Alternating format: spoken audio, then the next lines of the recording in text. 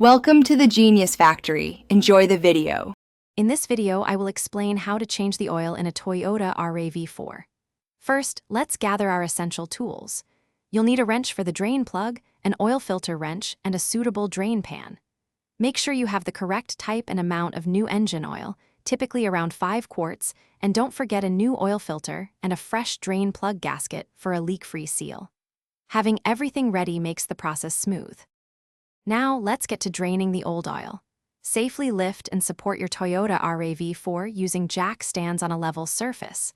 Once secure, locate the oil drain plug, usually at the bottom of the oil pan.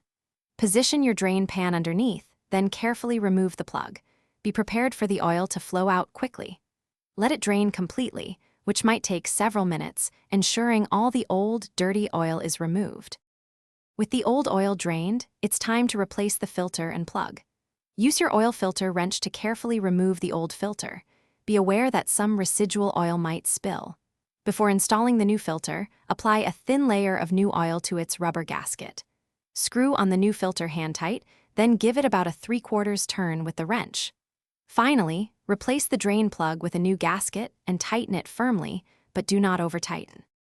The final steps involve adding fresh oil and performing crucial checks.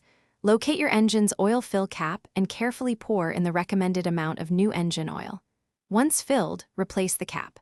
Start your engine and let it run for about 1 minute to circulate the new oil, then shut it off. Wait a few minutes, then check the oil level on the dipstick.